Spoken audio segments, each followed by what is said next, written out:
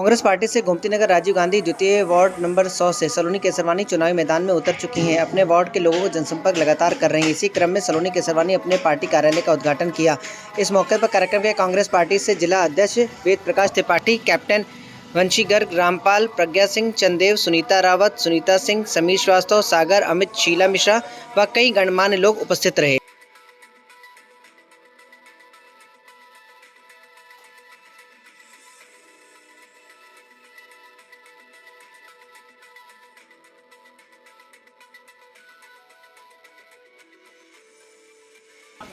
राजधानी लखनऊ के गोमती नगर राजीव गांधी द्वितीय वार्ड संख्या 100 से आप पार्षद प्रत्याशी हैं सलोनी जी। आज आपके कार्यालय का उद्घाटन हो रहा है। चुनाव प्रचार भी बहुत ज़ोरों शोरों से जारी है। जब आप निकलती हैं तो आपको लोग मिलते हैं, तो वो क्या आपके वार्ड की ऐसी कौन सी कॉमन प्रॉब्लम है जिसके बारे में आपको बताते हैं?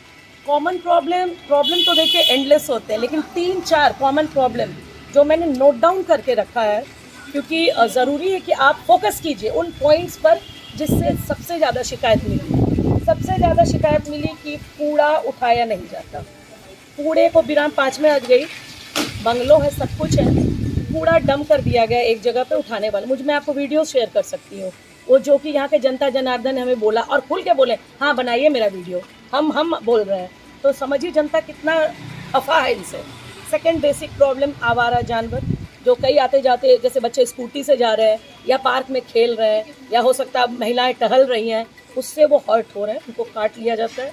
सेकंड, थर्ड प्रॉब्लम कि यहाँ जो सीवर पाइपलाइन है उसकी हालत बिल्कुल भी दुरुस्त नहीं है। बारिश हो, तूफान आए तो आप देखेंगे कि सारे जाम, सब जगह पानी भर गया, डैम हो गया।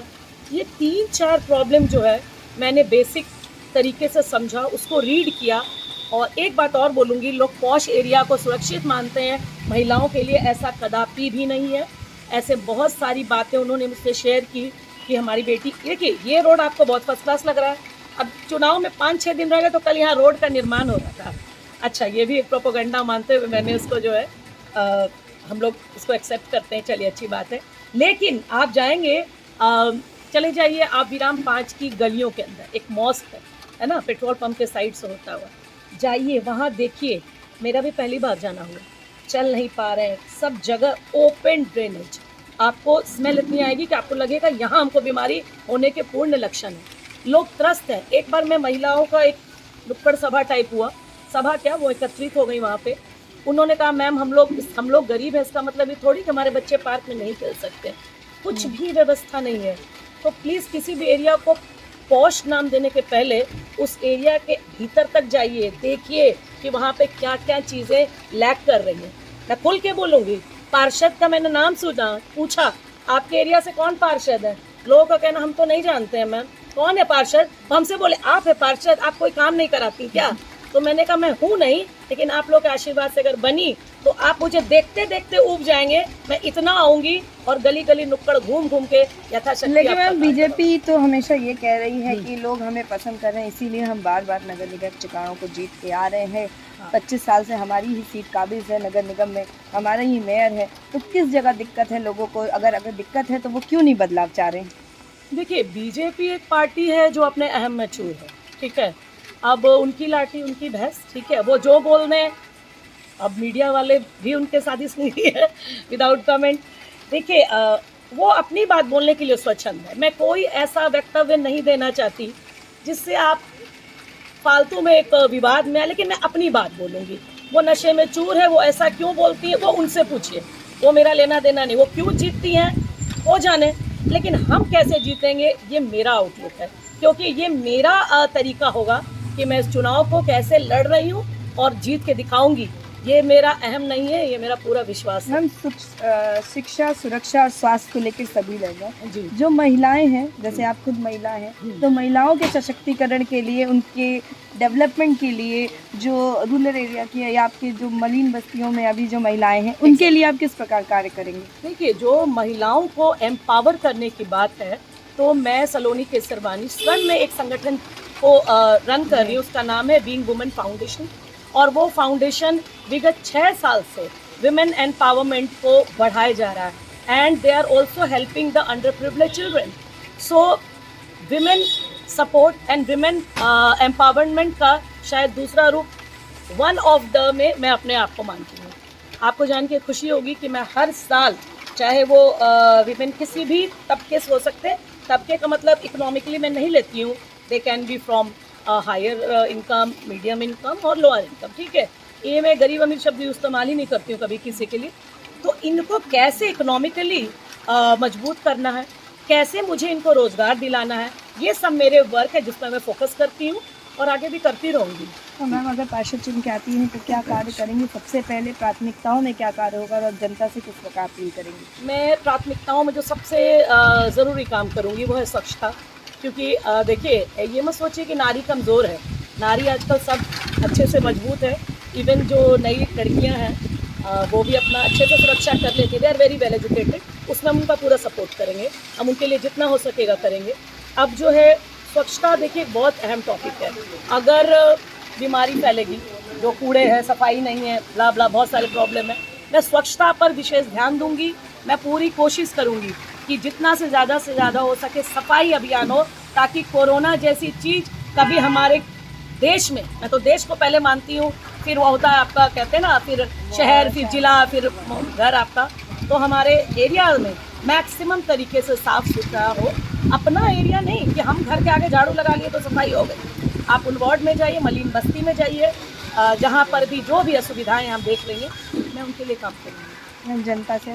जनता से मैं अपील करूँगी कि देखिए, चुनाव लोकतंत्र का वो त्यौहार है जो पार्षद 4 साल में और एमएलए एमपी 5 साल में चुनने का आपको सबसे बड़ा मौलिक अधिकार मिला, आपका मताधिकार। अब इस मौके को प्लीज़ मत गंवाइए। मैं आपके वार्ड, श्री राजीव गांधी वार्ड द्वितीय से खड़ी हूँ कांग्रेस के पार्षद प्रत्याशी के लिए। अगर आप सच में एक सही प्रतिनिधि चुनना चाहते हैं तो अपना मत मेरे हिस्से में डालिए।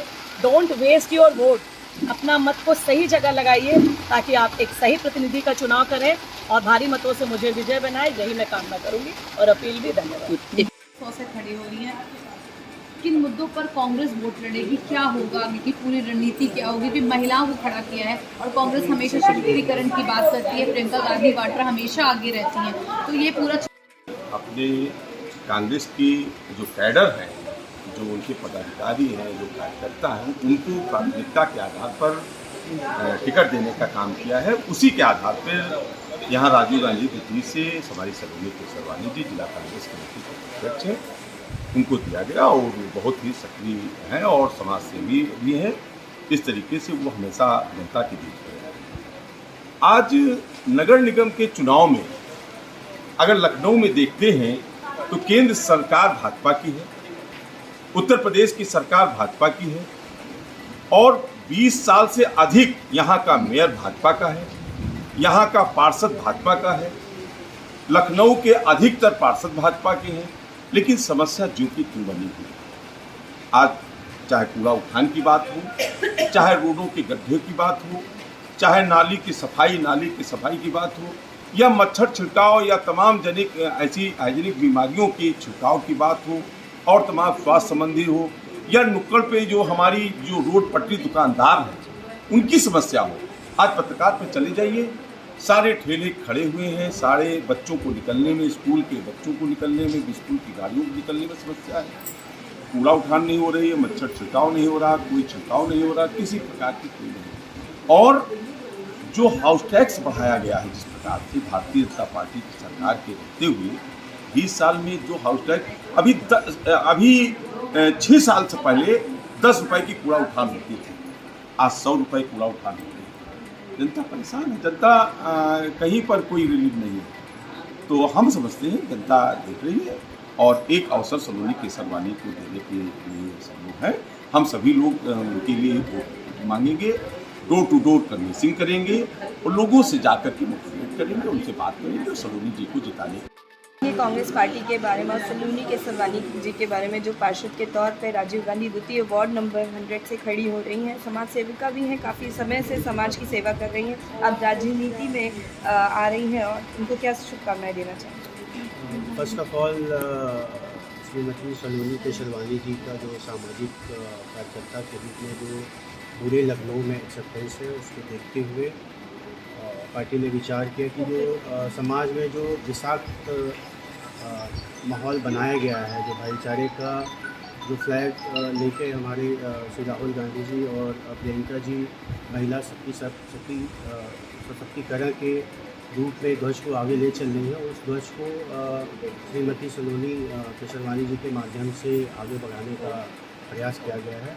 और मैं यही सबसे गुजारिश करूँगा कि जैसा कि लखनऊ के बारे में स्मार्ट सिटी का तो बोल दिया गया, स्मार्ट सिटी अगर आप जाते हैं गोमती नगर में देखेंगे कि यहाँ पे नाले और भी जो पाइपलाइन की जो व्यवस्थाएं हैं सीवर्स की सब हेवाए हैं। तो सब चीज़ों को देखते हुए यहाँ पे परिवर्तन चाहिए और उसका एक ही विकल्प है कांग्रेस पार्टी श्रीमती सलोनी केसरवानी। राजीव गांधी द्वितीय वार्ड से सलोनी जी लड़ रही हैं चुनाव। हम लोग ये कामना करते हैं जीत के आएँ और ये जीत रही हैं। यहाँ अरुण तिवारी जी हैं, धाक जमाए दो बार से 3 बार से बैठे हैं पर काम के नाम पे कुछ नहीं है। बिना पार्षद रहते हुए भी सलोनी जी ने उनसे ज़्यादा काम किया। 12 में मैंने यहाँ से लड़ा था चुनाव, मैं दूसरे नंबर पे रही और उनकी दुखदुखी मैं बढ़ा दी। वो उससे तेज दुखदुखी सलोनी जी ने बढ़ाया है। जानवर मर जाते हैं 3-3 दिन उठता नहीं है। क्यों नहीं उठता है भाई? ये पार्षद का काम है ना, फ़ोन करो नगर निगम को उठवाओ। पर ये महिला हमारी बहन सलोनी हर एक काम के लिए फ़ोन करना, उसको उठवाना, हटाना, दुर्गंध आते रहेगा पर उनके नाक तक दुर्गंध नहीं जाती है। तो जब तक तुम जनता के काम नहीं करोगे तो किस बेस पे तुम मारे हो, कुंडली मार के बैठे हो? ये ईवीएम की सब खेल है। वो जीतते नहीं है, उनको जिताया जाता है।